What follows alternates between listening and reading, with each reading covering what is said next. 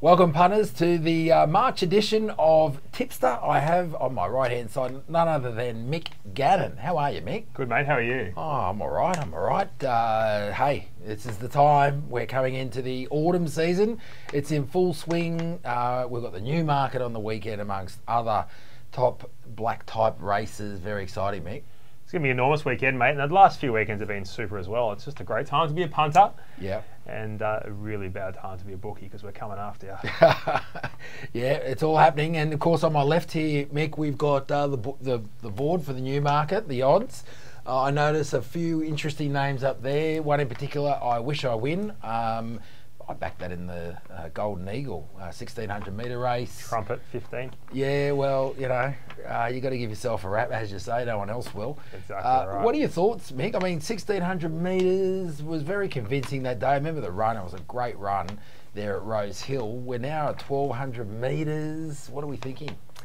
Dynamic in the Black Caviar Lightning Stakes, and was probably clearly the horse doing the best work late. Will it produce the run second up? That's the question mark. I'd say so. The stable have had the horse aimed. I thought it was an absolute moral in Doncaster. They've turned up here with the Newmarket being the target. I think Buenos Noches is a horse around the $13 mark that's lightweight hope. You've also got In Secret. It was dynamic down the straight to Coolmore last spring. And then, of course, I think Private Eye showed in the Gilgai last spring as well how good he is. And interesting, I just caught up with a mate, really smart punter. I won't give away his name, but he was just suggesting that 1200 metre, it can sometimes be a 400 metre sprint late, and the weights sometimes in these races are kind of irrelevant, especially when it's just a sprint for the last 400 metres. So Private Eye is a horse that certainly suits that profile, but I think they're the top four, probably in the market, and probably the top four chances in the race. There we go, from Mick Gannon early on in the piece, so you can hang on that one. Look, what are we going to do in this episode? As always, we're going to look at February. We're going to look at the media tipsters, top 5. We've got a whole barrel of people coming in with their tips too, so hang around for that. You're going to have the media experts who did well in February giving us early mail, as well as some punters. So hang around. We'll finish off with Mick's moral and a few other things. Oh, it's all happening. And make sure you're subscribing. If you're not subscribing, you give yourself an uppercut. Probably better off to just subscribe. And of course, Mick's all-in show as well, so that'll tell you when all that drops. Welcome back to Tipster. We have the tipster of the month for the month of February. This is the overall tipsters. And Damo, on top there are W. Anthony. Yeah, look, I've been talking about blitzing the field, 179% pot. He's not going to be short of a buck, $6 average, or $6.14 average. Winner, what to say about him? Real mathematical, this guy, quant guy. Luke, who does the calling and checks in with him, he had a really interesting, it sounds like well, I don't know what he's got going, spreadsheets and all this sort of stuff. Bit of The Accountant, I love that movie. It's one of the great movies. I've only watched 3 movies in my life, that was one of them. I don't know where that one came from, but look, he knows what he's doing, this guy. He's all over it. He's got the pro symbol there. You don't get that just after a month. So they don't give him away. We don't give him away. He's had a big month. You follow him on the site by putting in RW Anthony. Follow, and then you'll get alerts every time his tips drop. Outstanding in second position with the silver medal for the month of February, Ryan_Keane. Yeah, Ryan Keane. Hey, it looks same story again. So WA only. Why do you reckon he does that? Because I suppose that's one great advantage about following WA, right? It's so sort of, it's away from the eastern seaboard where most of the horses are.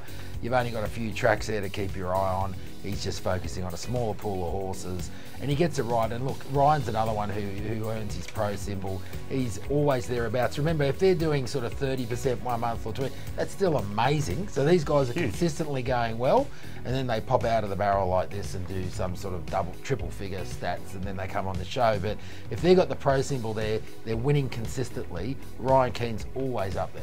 Outstanding. You got Greg Love in third. Looks like he's just come out of an action movie. Absolutely dominating. $10.41 average price. So well done, Greg. Hats off to you. And Brett Davis in fourth. Yeah, Brett used to be the Hong Kong caller, I suppose. Was he? It was after Daz Flindell, right? Your story. So. Yeah. Okay. Anyhow, so Brett now takes care of Adelaide race calling, of course, for the Great Sky Racing Network. And look, Brett, look, I think it's his 4th time we've had him in the top 5. So don't forget to send us the case then, Brett. Yeah. Once you hit 4, you've got to send something over. Yeah, you got to send something over to Mick Gannon. Case of bricklayer, something like that. Brick Lane. I thought it was Bolter, mate. The favourite. Oh, new sponsors every week. They're coming thick. Yeah, that's right. Fast. He's a big radio dude now. He's got sponsorships everywhere. That's it. But getting back to Brett, does so well. Like, I mean, if you're always on getting on to the next, you get to Adelaide, you've got no clue. What do? Just follow Brett. Follow Brett, up you go. What else would you do? Well, you could just follow Sandy Star. Yeah, Sandy Star. Who just dominates. Yeah, past performances, track condition, and track dimensions. That makes sense. I like that. I really like that. Track focus, past history, seems to work again, pro symbol. And look at this, it's very rare. I guess what you could say is if they've got the pro symbol in their top 5, it's not a flash in the pan. Doesn't necessarily mean it's a flash in the pan for Greg, but it's certainly not a flash in the pan. Greg's busy doing his action movies as well, but he's dominated this month of February. And I'll tell you what, punters, Damo asked a question. He says, Mike, how do I find these? And I say, my name's not Mike, it's Mick Damo, but go to thegreattipoff.com, go to the search bar and type in the name Sandy Star, and you'll be able to pick them all up. There we go, it's that easy. Here we are, Damo. Tips of the month, the media. The media. Guide, and this is for February, of course. Brett Davis, we just touched on Brett. Fantastic effort there from Sky Racing, dominating. Gold medal to Brett. Sam Agars. Yeah, Sam. So, South China Morning Post. They just pop up, don't they? They dominate. Yeah, there's a whole panel of them, right? And they do well. It's very rare that one of them's not in the money on the Wednesday at Happy Valley. Just on that, mate. Sorry to interrupt, but that's it, punters. That's how deep we're going with picking up these tips. We're not just focusing on your one-man bands picking up the popular guys. We're going deep into the tipping ranks, and we found him in Hong Kong. Sorry, do continue. No, I was going to just roll on from that, actually, Mick, now you mentioned it, because the thing is, right, what we're saying now is check before you bet, right? Yeah, 100%. Because free tip's only free if it makes you money. Yep. So you want to find out if it makes you money, you come to the Great Tipoff. We're just showing you leaderboards here. They're on the site. You can cut the numbers any way you want. And we've been, do you know how long ago, Mick, we started recording tips at thegreattipoff.com? 2015. 2009. Ooh. 2009. So Jeez, I was close. They're all there. They're all there. If you want to know who's going well. Luke wasn't even born then. Luke, he's the man behind the camera. No, Luke wasn't born. But getting back to it, Sam Agar's killing it. 71% pot, and look at the number of tips, 72. So to hold that, normally the more tips you put in, the more chance you've got of that pot going lower. He's got it right up there. You'd be making a fortune if you put $100 on each one of Sam's tips. Absolutely dominating Sam, and that's fantastic. Steve Zammit in third from the Daily Telegraph. Yeah, it's interesting. If you talk to any of the guys who have ever worked at the Daily Telegraph, and there's been a few of them, Davo, Ray Thomas still there, etc., etc. A lot of them do their apprenticeship through the telly, and some hang around, some don't. They'll talk about Steve Zammit. He's a gun. Yeah, very good. Yeah, he's a gun. Astute. And here we go. Remember, these guys have to put their tips in Wednesday afternoon. Yep. So very, very early. Still manages to come out with 47% pot and come third on the leaderboard. Incredible feat. Up you go, Steve. And Priscilla Looker in fourth. She's a star. We had a good chat with her probably about a year ago. Former jockey. Now she's just doing a fantastic job on Sky, and obviously some great news there. I think she's about to give birth in the coming week. So best of luck to Priscilla and Ben with that. Absolutely. Yeah, good luck with that, guys. Obviously be able to upgrade the house the way she's going, flying. Don't about Benny riding winners, it's just Priscilla tipping them. It's just tip them, that's it, back them. So no problem there at all. Outstanding, and Ben Armstrong from Oz Race in fifth. Yeah, look, Ben's a great guy, very active on Twitter. I mean, the guys at Oz Race do a great job. There's a whole team of there. Chris Blackwell, obviously, was it last year? I'm pretty sure, top 3 tipster in the media. Looks like Ben Armstrong's holding the torch this year. They're obviously always doing well, those guys, but Ben looks to be the best performer in 2023 so far, at least.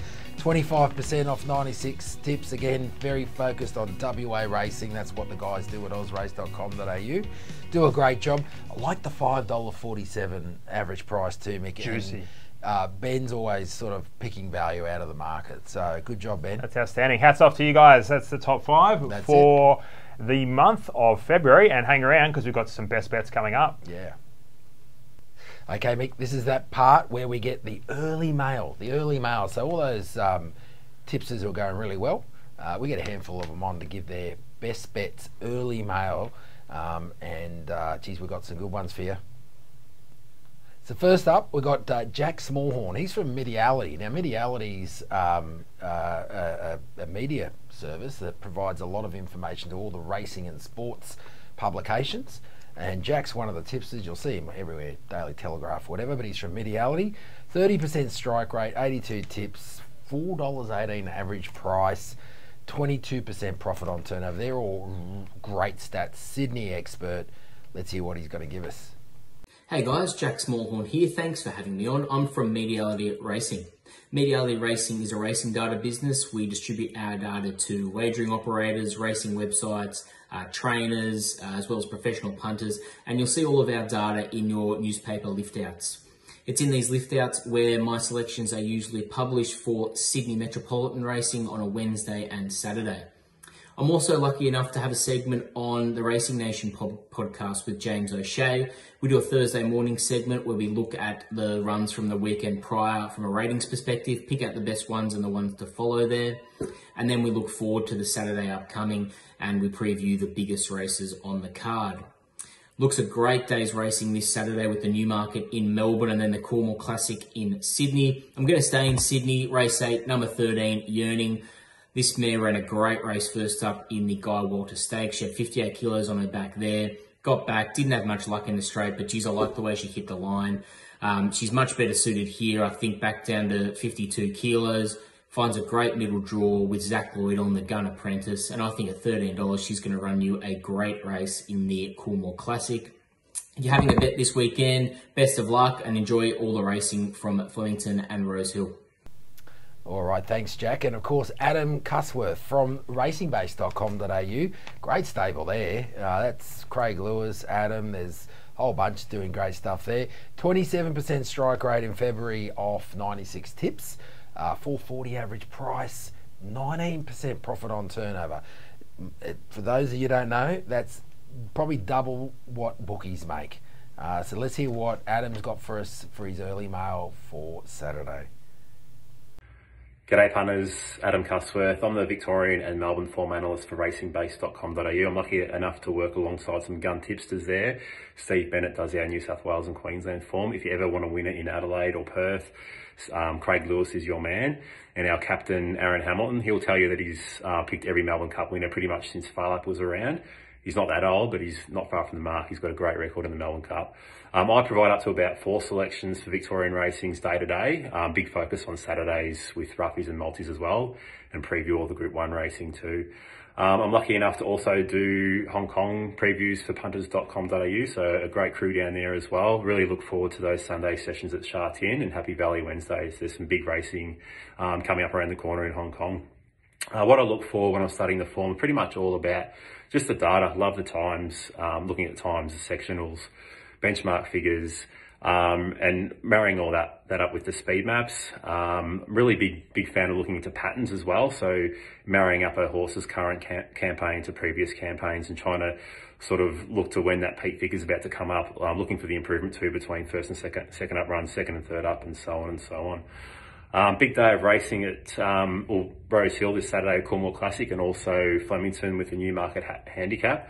Normally I'm a little bit wary of straight track racing and not a huge fan of backing back markers, but I'm going to make I Wish I Win my best bet. He comes up in the feature at Flemington in the Newmarket handicap. Love what he did in the Lightning Stakes. He should only improve second up. Don't mind barrier 14. He should get a clear crack at them. There's always that danger that something might get away, like Coolangatta in the Lightning Stakes, but the pace looks pretty genuine. You've got Front Page, Snapper, the Astrologist, Rockin' Horse, a few others that like to go forward.